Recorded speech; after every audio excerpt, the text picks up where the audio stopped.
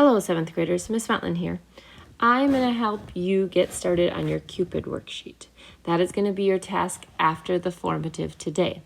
So you want to find your note packet and find page 10. We're going to start and do a couple of them together because I'm going to show you the work that I expect for it.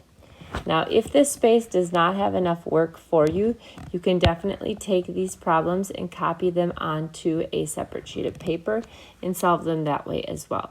If you can keep it neat and organized and follow the steps that I expect, you can do them on the worksheet itself. So if we take a look, now we're going to have adding and subtracting put together, and we're going to have to follow some order of operations. So if I start with number 1, I'm going to have to start with what's in parentheses.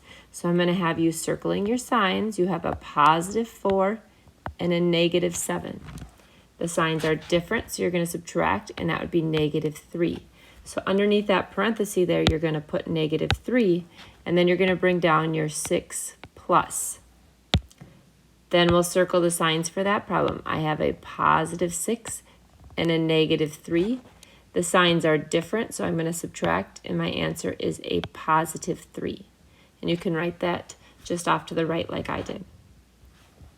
So now what I do is I go over to the side here, and I look for an answer of 3. And when I find that answer of 3, I'm going to cross that out and the letter that's above it. Whatever is remaining is then going to give you the solution to the riddle. Okay?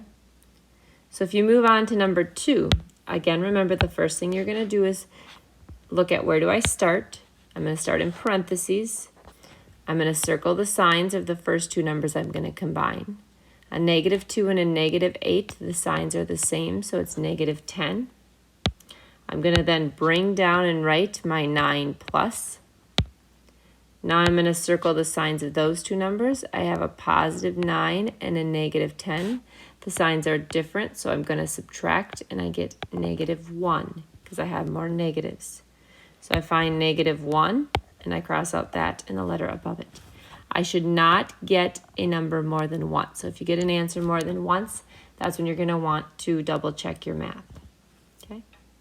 In problems like number 9, it is okay because there are 2 sets of parentheses if you do them at the same time. So I'm going to circle the -3 and the +8. The signs are different, so I'm going to subtract, and I get 5.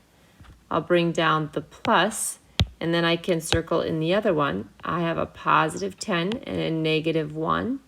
The signs are different, so I'm going to subtract and get 9. And then I would circle it in the last ones. A +5 and a +9 would be an answer of 14. So I'd find 14 over here.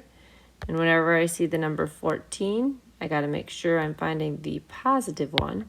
I cross out the letter above it.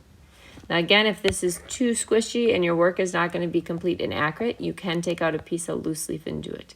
But your goal is just to work through as much as you can during the class period today. And we'll work on it some more tomorrow as well. This will not be homework. I'm looking for quality over quantity. You got this. You're doing awesome at adding and subtracting.